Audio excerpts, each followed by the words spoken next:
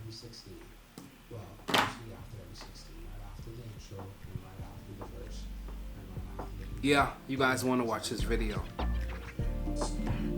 Yo, what's going on YouTube? It's your boy Vince Cartier, and yes, we're back again doing another video. And I really hope everybody's doing well despite this whole pandemic with the coronavirus. I hope everyone is staying home, staying safe, and cranking out that music and just trying to better themselves during this time. In today's video, we're going to be talking about how to step up your arranging by 1000. The purpose of this tutorial is to make sure that you're structuring your beats properly. This is how you would make your beats more interesting, so it isn't so dry and so it isn't monotonous the whole way through. And I came up with 7 different ways to step up your arranging by 1000. And the first way that we're going to talk about is adding ambiance to your track. Let's get into the video. Okay, hey guys, here we have it. We have an 8-bar loop, and I'll play it for you just so you can hear what it sounds like.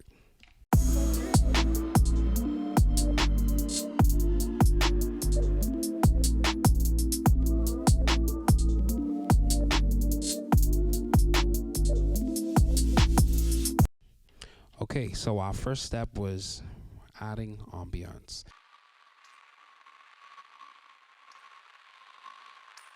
The purpose of having ambiance inside of your track is that it sets a mood for the song, and different textures and different sounds that you can use by adding ambiance to your track is you can have textures such as vocal crying, you can have screams, you can have whistles, you can have white noise, you can have a nice pad that's being blended in the undertone of the beat. The thing about ambience tracks is that you don't want it so loud to where it's distracting. You want to make sure that it's nice and it's bedded right underneath everything inside of the track. The second tip, automation. Now, if you notice in the very first section of this 8-bar loop, there's really no structure to the song. And what I did to make this section different from the first is that I added some automation to the bass. I simply placed a low-pass filter on top of the bass so it sounds like it's gradually building. And I'll solo it for you right now.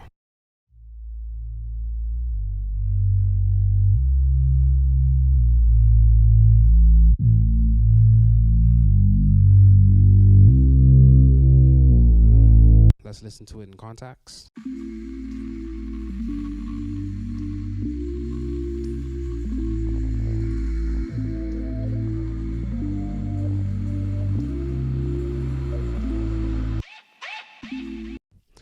Now, right after that low pass bass filter, I added a mute effect. This is my stereo bus, and I placed a mute. Well, not for this, but sorry, my mistake. Not for this particular section, but if you notice further on in the song, I have different mute stops in the song to allow for that impact when it's time for the one to drop.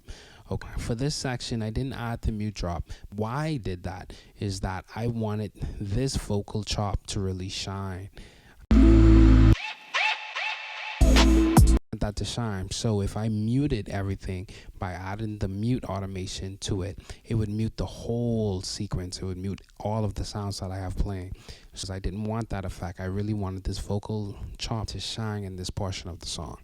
But before we move in, let's just hear those mute stops.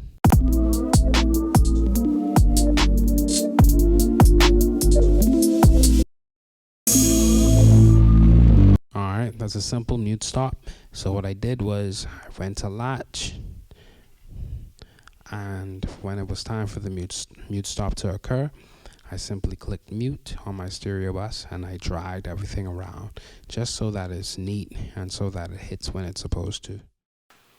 Step 4, the delayed drop. What you want to do is you want to simply nudge over all of the regions except the melodies and the pads, just maybe about a bar or two, and then have the drums preceding all of the melodies. So when it comes in, the melodies will be playing, then boom, drop. When our delay drop, it's happening right before our second verse, and you can put it anywhere that you want to. I just placed it here because I figured something different should happen after the first chorus.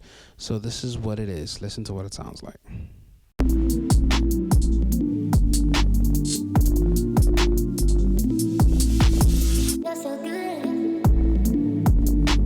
Right?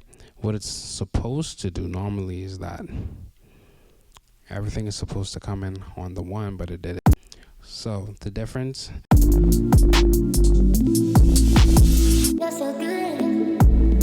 I just cut everything up, cut all the drums out, and have the melodies playing, and that is your delayed drop. Step 5, adding rises or fills. The purpose of adding a riser or a fill is that it gives that intense feeling. It's gradually building right before the chorus, and then boom, chorus is dropped. And you can use a reverse crash, or you can simply use a crash that helps lead up to the next section of the song. And the purpose of this also is that it lets the artist know that, hey, it's time to wrap up this verse and we're moving into the chorus of the song.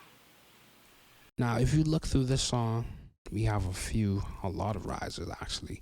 And the risers and the reverse crashes comes right after every 16. Well, mostly after every 16, right after the intro and right after the verse and right after the pre-hook is always a riser. I'll play it for you.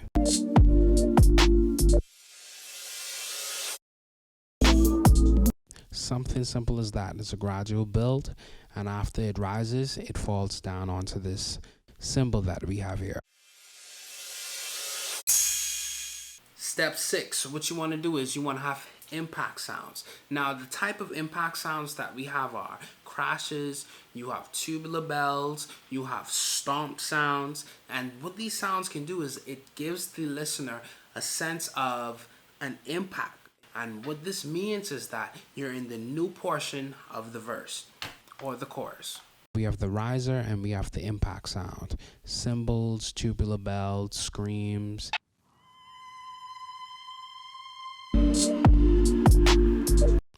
And so probably if you wasn't even paying attention to the sequence, you probably wouldn't even hear it because I have it so blended deep inside of the background of the music. Step 7. What I like to do for this part is I like to go inside of the drum portion of the track, and I like to add just a variety of some sort of change that would make the drum groove sound different from what it was already doing. I'll show you inside of the program. Let's look at it.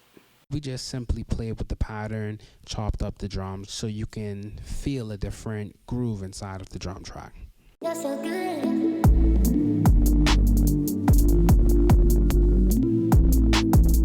Something simpler from the original. Here's the original.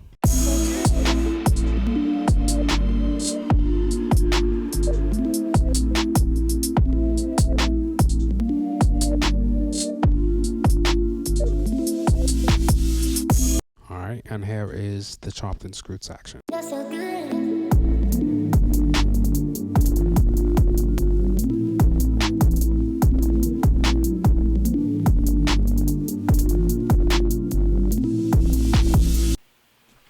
And we're back. And the last step is you want to add an outro. Now, a normal outro, from what we used to hear, most persons would just simply mute either the drums, the kick, the snare, and just have the melodies going. What I did on this particular track is that I simply just changed the progression around. Instead of the progression being this way, I added a new progression, changed up a few sounds here and there, and it made it sound like it was a whole different song. All right, so I'll play it for you so you guys can hear what it sounds like coming out from the last part of that last verse.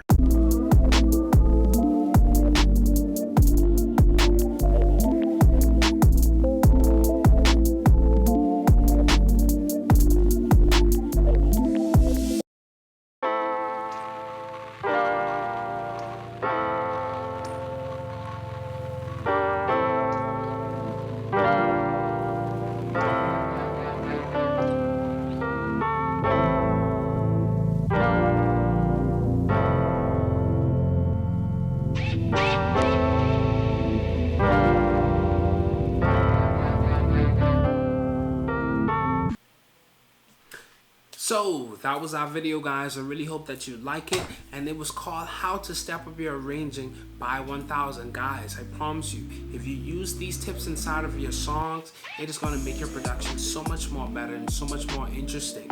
So I leave with you, be safe, be proud, continue to make music. Don't forget to subscribe and like the content, and let's make a community out of this channel. I'll see you all later.